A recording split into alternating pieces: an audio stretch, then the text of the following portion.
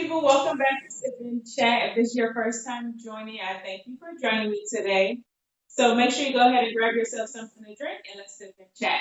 So today's video is set up just a little bit different. I'm actually using Google Meet to record my video today because my friend and guest for today's episode is Barimah, and he's actually joining me all the way from Ghana. So thank you, Barimah, so much for taking some time out of your day to enjoy this nice sip and chat that we are going to have today.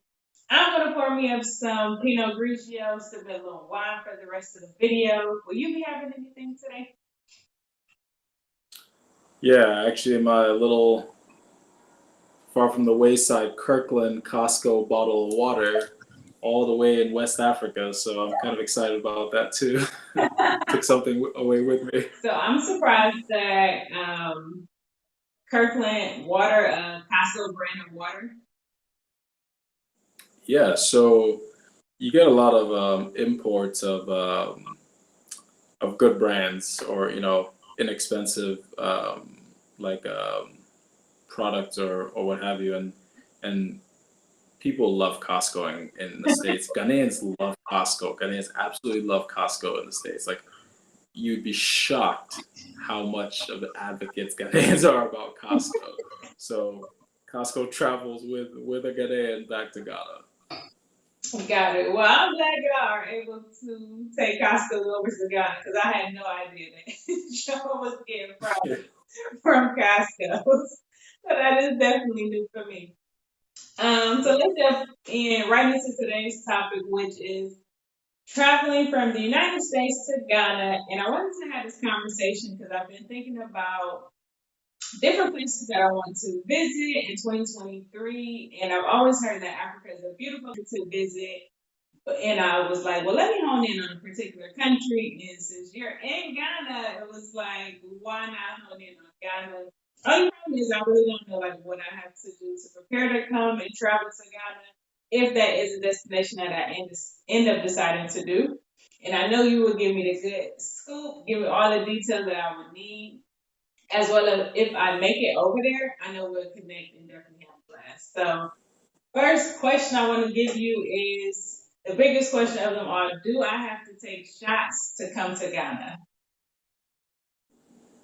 Um, so yeah, in most countries in Africa, they kind of range the different because every country in the world has different concerns, different viruses, different ailments and stuff. Mhm. So for Ghana specifically, yeah, there's a yellow fever vaccine that you have to take, and yellow fever, is caused by it's a virus that's spread by mosquito, and because of the humidity and and some of the areas and all the the water bodies, Okay. you do have a decent amount of mosquitoes around. So yellow fever is a requirement. You must have it before they let you enter the nation. Otherwise, you get a shot on site. So if you forget to take this vaccine, you will still be able to essentially enter into the country because they have the option to take the shot like at the airport when you arrive. Yeah, but you have to wait, I think, 24 to 48 hours or something along those lines. So you'll be in the airport while while that's happening. It's not, I've had a friend that's, done it, not the most pleasant experience.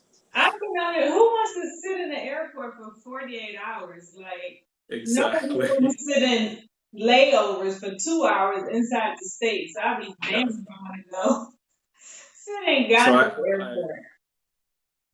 so that's why I think what you asked was perfect. It's a fantastic question for anybody to ask, when you're traveling to another country, what are their requirements? So when you get there, you're not kind of hit, you don't hit a wall of requirements and find out that, gosh, before I enter this nation, they're not going to budge, Right. So it's a good question. Terrific question. Well, that brings me to my next question is, do you have to have a visa to enter into the country? Because obviously I know you have to have a passport to leave the country, but visas are a different type of documentation that a decent amount of countries require you to have. And if you do need a visa, do you know how much they may cost? Because I did a little searching, but I wasn't sure if you knew off the top. So Yeah, you do need a visa if you're a non-resident of the ECOWAS nations. And the ECOWAS nations are a group of certain African countries that have an agreement, like a kind of like a Schengen visa in Europe. And so what it allows you to do is travel within West African countries without without needing a visa, Okay. but you must have an passport. Um, but if you are a non-resident of Ghana, yeah, you will need a visa, and you can get one in New York, at the consulate in New York, and there was one in Houston, Texas, somewhere, but I'm not sure. I think something happened after the hurricanes that kind of distorted functions there and operations there. So they either had to shut down or something. But still in New York, you can get that, and it takes a couple of weeks. I mean, they're pretty good about it. And it's a few $100, maybe 150 or something along those lines. The last I remember. Okay. But yeah, you will. Another terrific question. Yeah. All right, so that's a good thing to know, and then obviously take into account the time that it will take. So if you're going to Africa in a week, it's probably not the best thing to just start planning that trip at such short notice because you have to now get a visa. You also need that yellow fever vaccine, and I'm assuming they give maybe like some kind of documentation to show that you've actually taken it, so you can show that once you arrive at the airport. All right, Right. that's not bad. 150, that's high for visas. Do it last for this amount of time, or is that like, because granted, like I said, I've done small research, but does that visa last for like 30 days or 90 days or something like that? Do you know?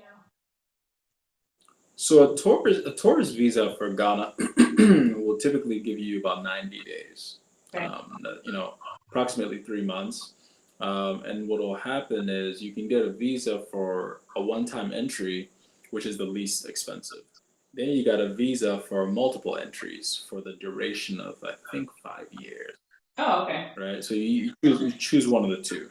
You either choose to come in once and done, or you get one that lasts you 5 years, and you can get multiple entries, which costs more, Okay. and all of which you cannot stay beyond 90 days without a different kind of visa beyond tourist visa.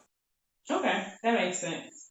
I'm assuming maybe that the 5 years is the most expensive one. I would probably only need one entry. You said one and done. I No, would we need would we more. would we would love for you to visit more. We would love for you to visit more. We need you to visit multiple times, several times.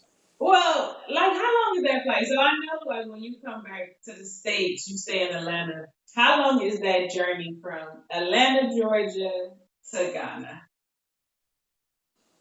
So, for me, I try to be a bit strategic. So I kind of lay over in other countries Okay. to experience it for a few days and then carry on. So Mm, it ranges, but if you were going like a straight shot, would probably take you about maybe 10 hours or so. The aircrafts move faster now than they used to some years ago, and they have more fuel capacity, so they travel longer.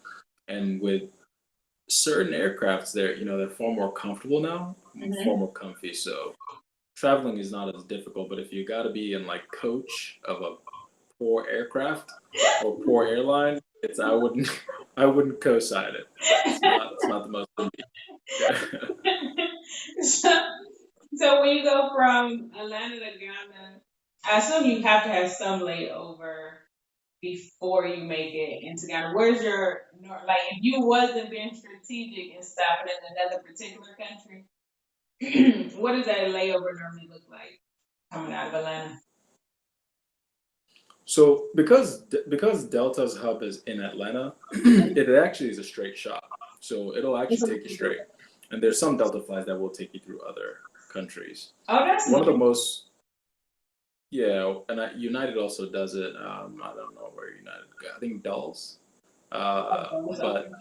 um, I typically try to stop in like the European countries, like Southern European countries with some water, some fresh food, some good culture. So you're kind of getting ready for that, that heat that's coming if it's not in the wintertime, Uh-huh. and it just makes it fun, you know. It's a better experience. Got it. I didn't know that Atlanta had a direct flight to Ghana. That's interesting. So me being a queen, I would definitely still have to go somewhere to get to my international destination. But that's good to know that Atlanta has a direct. But caveat: make it a comfort flight, make it something comfortable. Do not pinch, the 100 or extra $200 that it takes to upgrade to the next, Next the class. comfort. Uh, yeah, next class it's justifiable, quickly justified. I like flying Delta anyway. Like Delta gives you the comfort. Like I love when I travel on them for their international flights and they give you like a whole little menu to kind of lay out what to expect on a flight, whether it's breakfast, lunch, and dinner. They show you what the food options are. Most of them have, the drinks for free and stuff like that. So I prefer flying international on Delta personally. That is my choice for sure. But there are other options if you just want to Yeah. go and you have a strict budget. So don't let Barimah's comment deter you from making it over there because you do have options for sure to still get somewhere. Yes, yes, you do. That's cool. So my next question is, can you drink the water? Well, I'm assuming maybe not because you have the bottled water, but I thought I would still ask. Um, it's one of the questions people don't typically ask, but should definitely. You don't want to drink it. With borehole water, where a hole is dug into the ground to get natural water, which um, has its pros and cons. But if some people get it tested to make sure that it's potable, meaning that it's drinkable water. Mhm. But most of the time, most what tourists will typically do, and then that's really for any nation. You want to be careful, about the water you drink, the water you consume, even brushing your teeth. Sometimes, depending on the kind of person you are and how much you consume when you brush your teeth. Yeah. But you definitely want to be careful consuming water, tap water. It's just not advisable in any nation, even from those who come from other countries into the United States. You want to stay away from tap water. You want to drink um, central water around the world, which is bottled. Okay. That makes sense. 'Cause, like, I know I've been to Mexico, and that's obviously always a big step. Like, do not drink the water. And I think one thing too, sometimes like people don't necessarily think about when you say don't drink the water, but they order a drink and still get ice. But it's like, how do you think they're making the ice? So don't add ice to whatever drinks you're also getting if you're in a nation where they're stating like don't drink the water. And when it comes to like bathing and stuff, I know in Mexico, I still was like making sure the water didn't kind of hit my face. I know people probably ask like, "Well, what are you doing to wash your face?" Like you still wash, but you just have to be really conscious that you're not ingesting this water. So Correct. it's just steps Exactly. that you have to take when bathing and being in that type of environment where you're not supposed to drink the water. So my next question is there a particular touristic area, like a particular like I guess city that someone should kind of hone in on? Because obviously Ghana probably has a decent amount of like areas that you can kind of go into, but is there a specific touristic area? And I'm only saying that just because if I was a solo traveler coming over there and as a female, I wouldn't want to be on like the outskirts, not being able to speak the language, don't really know where I'm going. So I like to be in that central location where it might be a little bit built up, whether that's a Marriott or a Hilton property or something like that. And they have excursions where I can purchase from them and feel like I'm kind of in a safe environment. So Accra is the capital of Ghana, the capital of the nation, and while that's really good because you get a lot of exposure to other tourists. Mhm. The biggest activity in the nation for certain things. Let me say that because the Ashanti region is also quite populated, and trade is like huge there. And I mean the buildings, the sites, the mountains. You know what I mean. But central region is also really beautiful because within Ghana there are regions, Okay. right? And within regions exist cities. So you look at a region kind of compared to a state in the U.S. Okay, and then within a state are cities, just like within Ghana's regions are cities. Okay. And so I would say the you know the OT region, the Volta region, where there are waterfalls, beautiful, just exceptional waterfalls. Um, the Ashanti region, on the way to Ashanti region, eastern regions, Ibri, where the mountains are just absolutely gorgeous. I mean, one thing about Ghana that's so special is that it's like an amalgamation of everything. You want water, you want hills, you want sights, you want fresh air, you want trees, you want, like real minerals, you want like organic food, you want, dry food, juicy, succulent food. I mean, it's this nation that creates like everything, Okay. on its own, which is really special. And the special thing about it is that it exists in different regions. Okay. So if you can plan your tour nicely, you really get to experience that. And most people are shocked by such a world where there's everything, Yeah. like truly everything, and so that's special. But Accra is where you would fly into and then make your trip throughout. Okay. So I'm gonna get those region names in the right spelling. I'll drop them in the description below to make sure Yeah. we got everything that we would need. So you listed those Yes. different regions. If you had to pick one, which one would you pick, and then what would be some like must sees, must to dos in that particular region? So that's a question I'm hoping to answer in the next year or two, actually, Okay. because I haven't visited all 16 regions. There are 16 regions total in Ghana, and I haven't gotten a chance to visit all of them.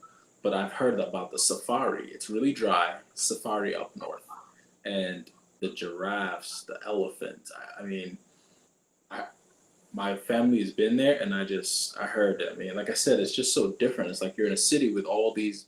You got Rolls Royces, you got Ferraris, and all these things, and then you go up north, and then you got giraffes and elephants and stuff, and and it's like the teak wood, the finishing. They create furniture out of wood. All these furnitures that you know of, they create them. They're nice and modern also, but they're wood.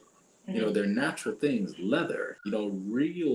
Real things, Right. and it's really beautiful because, like I said, you transition. You're in the same nation, but you go up a few hours, and you're like in a completely different realm, almost like in a different time in life. So, my favorite right now, only because I haven't visited the rest, is why I was saying that. Mhm. Is I mean, I'd say maybe on the way to the Ashanti region and the Okay. Volta because the waterfalls, and the Ashanti because the mountains, and I love hiking. And now there's this company who I think air gliding or what have you. I've forgotten the name of the company, but Mhm. it's really cool. I mean, there's just so much to see. Every time you're driving, you just are in awe of the mountains and the thick, heavy trees. I mean, it's really a beautiful land. You making me really consider taking that as a vacation. Like I said, I've always heard it's amazing over there, but I haven't been researching enough to see what I need to do to get there. And it hasn't been very high on my must go locations because I just felt like I had to do so much to prepare to go over there, like whether it was like taking 1,000 shots or vaccines or whatever. And don't touch this, don't do that. I'm like, that is not gonna be enjoyable. But with the way you describing it, it doesn't sound too bad. Like I didn't take one vaccine. I took the COVID vaccine, so whatever. So why not take the yellow fever vaccine? Yeah. That's some countries require you to have COVID shots, so it is what it is. But I might have to really start looking into this as a destination for 2023. I might really have to Well, try. as you know, As you know, I'm here and I will host you. I appreciate that for sure. I can drink my Kirkland bottle of water.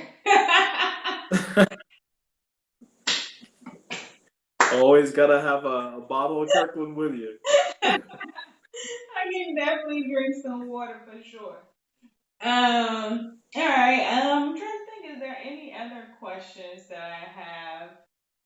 Let me check my list. I think you covered all of them. Oh, one other question I did have was, when is the best time to visit Ghana? The December season, what would be the winter season in the States? Would It's really the most expensive to visit Ghana. That's when I mean, there's this tourist project called Beyond the Return. And so, like, Dwayne Wade and Gabrielle Union just visited. I think they got here like 2 days ago or something, a few days ago. Mhm. I think the Cardi B's have been here, the Steve Harveys. You've got so many, just great celebrities, that are exploring the world, and Ghana's on that list for them. It's Okay. called Ghana Beyond the Return. They had the year of the return, and then Ghana Beyond the Return. But the focus is the diaspora. The diaspora, those who are from the land of Africa or Ghana, specifically, maybe, and are in other countries, whether for work, whether through heritage, like for tourism, whatever the case may be. And Hmm. Beyond the Return is this beautiful thing where you come here and you experience it. And in December, you got a flood of people coming, So, and you should. It's just beautiful. so is that really though a good time there? Because I'm a little It's the bit, best I'm kind of frugal. time, but expensive. I would say, I'm frugal, so that sounds like an Yeah. expensive time when they're expecting all these people to come. So that means my flight price is gonna skyrocket. So Yes. what's Bingo. what's the off peak time? Because that's the time I need to go. Actually, funny enough, around this time, September, October are typically the best times because during the summer, um, diaspora again is when people are out of school and on vacation, like summer holidays, Hmm. they typically will visit. So that also goes up. Okay. And so spring break also, so the real time is kind of like now, while people they've just gotten back to school, Okay. so demand is kind of low. So you just got people that are not traveling as much, parents or neither parents nor kids. So Okay. that'd be the best time, price wise, to travel. So September, October region is going to be the best time for travel. Typically, For at yeah, least some of the like some cheaper flights and not like just this exuberant amount of money. correct, correct. Okay. I like that. I like that better because like I really do be having like a real budget when it comes to international travel or just travel in general. Like I have caps on like what I feel like I'm not gonna pay for a flight. Cause some of it is like, why would I give you 5 grand round trip for a airline ticket? Like I can't even keep the seat. So why would I give you this kind of money? So sometimes I really be having to have caps on where I'm going, and it do play a role in as far as like how far I'm actually traveling. When it comes to like me logically thinking about the gas and all of the flight attendants they're paying and all of that extra stuff, but I be having a cap, so like 2 or 3 grand for an airline ticket, a little ridiculous for me.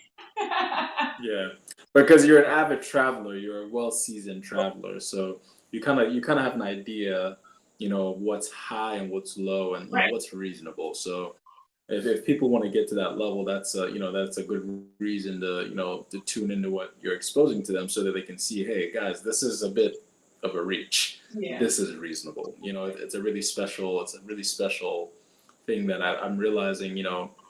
As I'm talking, I'm realizing that there are other countries I haven't visited, and the kind of questions you're asking are things I would love to know. Mhm. So I know whether this is reasonable, this is not, so like coming to Ghana, you should be able to spend like 800 to 12, 1300 round trip.